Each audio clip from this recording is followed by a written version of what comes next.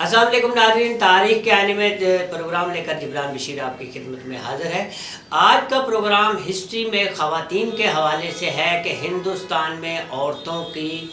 کیا کیا حیثیت رہی اور وقت کے ساتھ ساتھ کتنے ہزاروں سال پہلے ان کی حیثیت کیا تھی، اس کے بعد ہندوستان میں ہندو لوگوں نے ان کو کیا کیا کہاں کون کون سے مقام پہ لے جایا گیا۔ ہندوستان میں سماج میں عورت کی حیثیت وقت کے ساتھ ساتھ بدلتی رہی۔ ویدوں کے ابتدائی دور میں یعنی کہ 300 قبل از مسیح تک عورتوں کو تعلیم دی جاتی تھی۔ اس کے بعد عورت کی حیثیت گرتی چلی گئی اور اس پر تعلیم کے دروازے بالکل بند کر دیے گئے، یہاں تک کہ جب ویدوں کا دور آیا اور ویدوں کے دور میں ان کو بھجن گانے کی بھی اجازت نہیں دی جاتی تھی اور ان کو اتنا حقیر سمجھا گیا کہ ان کو تمام دروازے ان کے لیے بند کر دیے گئے، یعنی کہ کسی قسم کی کوئی بھی تعلیم ان کے لیے بند کر دی گئی۔ ویدوں کے دور میں 16 سال کی عمر کی شادی انہوں نے ہوتی تھی کہ 16 سال تک کی عمر کی لڑکی کی شادی کر دی جائے، پھر یہ عمر گھٹ کر 8 اور 9 سال کے درمیان رہ گئی، یعنی کہ کچھ عرصے کے بعد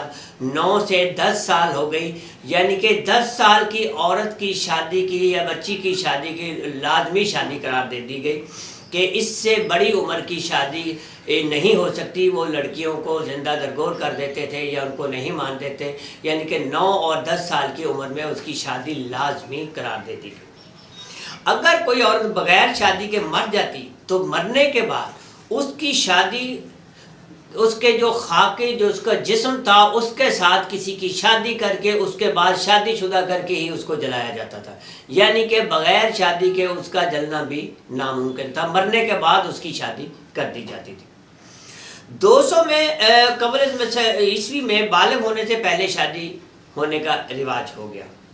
70 میں کم عمر کی شادی کر دی جاتی تھی، اس کا رواج 70 میں 200 قبل اپنا 200 عیسوی میں اس کا آغاز ہو گیا کہ 70 کے ساتھ وہ شادی ہو جائے، 70 کے مطلب یعنی کہ کم عمری کی شادی کا رواج ہو گیا، کیونکہ باپ کے مرنے بعد جب ماں 70 ہو جاتی تھی تو لڑکی کی دیکھ بھال اس کے سسرال والے کرتے تھے۔ اگرچہ یہ ابتدا میں سوئمبر کی رسم میں عورتیں اپنے اپنا شوہر چنتی تھیں، مگر بچپن کی شادی نے اس رسم کو ختم کر دیا، یعنی کہ چھوٹی ہی عمر کی شادی میں اس رسم کو بھی ختم کر دیا اور یہ رسم امیر لوگوں میں یعنی کہ عمرہ لوگوں میں ہی رہی۔ منو، جس نے ہندو قوانین کی کتاب منو شاستر لکھی، اس کے مطابق عورت کو اپنے شوہر سے وفادار رہنا پڑتا تھا اور اس کے بغیر اس کا کوئی حل نہیں تھا، یعنی کہ اگر وہ مر جاتی تو اگر اس کا شوہر مر جاتا تو اس کے ساتھ اس کو بھی زندہ مرنا پڑتا تھا۔ یہاں 70 کا تعلق ہے 400 قبل از مسیح تک اس کے بارے میں کوئی رواج نہیں تھا۔ اس کی پہلی مثال 316 قبل از مسیح میں ملتی ہے، جب ایک فوجی جنرل کے مرنے پر اس کی 2 بیویاں اس کے ساتھ جل کر مرنا چاہتی تھی۔ ایسا معلوم ہوتا ہے کہ اس کے بعد شاہی خاندان اور امیر لوگوں میں اس کا ایک رواج ہو گیا، یعنی کہ کوئی امیر آدمی مرتا تو اس کی 1 بیوی یا 2 بیویاں ہوتی، اس کو بھی اس کے ساتھ لازمی مرنا پڑتا تھا۔ اگرچہ اب بھی جل کر مرنا یا زندگی چھوڑ گزارنا اس دور میں ایک کو چنا جا سکتا تھا، یا مرنا یا کسی کے ساتھ جینا، مگر 70 کی رسم جو قبیلوں میں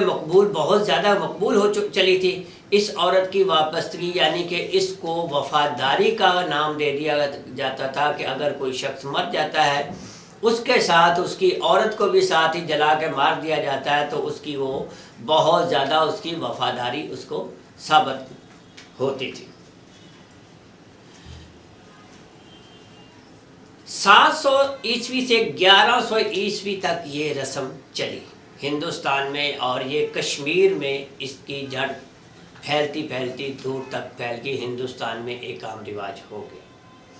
اب صرف بیویاں ہی نہیں بلکہ کنیزیں بھی 70 ہونے لگی، یعنی کہ جو کنیزیں ہوتی تھی ان کو بھی ساتھ ہی ان کے جانا پڑتا تھا، یہ ایک وفا کا سسٹم شروع ہو گیا۔ اس رسم کو مذہبی اور مقبول بنانے کے لیے خاص اہتمام کیا جاتا تھا۔ 70 ہونے والی عورتوں کو بناؤ سنگار کے بعد یا جلوس کے ساتھ الوداع کیا جاتا تھا۔ اگر شوہر کہیں اور مر جاتا تو اس کے جوتے اور پگڑی کے ساتھ اس کی بیوی کو ستی کیا جاتا تھا۔ اسی طرح جب سے اسلام آیا، اسلام نے آ کے عورت کو ایک مقام دیا اور اس رسم و رواج کو ختم کیا، اور اس رسم و رواج کو سب سے پہلے امیر لوگوں نے ہی اپنایا کہ انہوں نے اپنی بیویوں کو اسلام کے دائرہ کار میں لا کر ان کو بیوہ جو ہو جاتی تھیں ان کو تحفظ دیا، ان کو عزت دی اور ان کو رسپیکٹ دی۔ اسی طرح اسلام نے آ کے عورت کا پھر سے ایک مقام دوبارہ سے کھڑا کیا، جو کہ ہندوستان میں اور دوسرے ممالک میں اور علاقوں میں یہ ایک دوبارہ سے عورت کی عزت اور رسپیکٹ کا ایک مرکز بن گیا۔ تو یہ تھی ایک ہندوستان میں تاریخ کے حوالے سے عورتوں کا حوالہ، ستی کی رسم، اور اس کے بعد انشاءاللہ ہم کا نیکسٹ پروگرام میں آپ کی خدمت میں حاضر ہوں گے۔ تب تک کے لیے اجازت، اللہ حافظ۔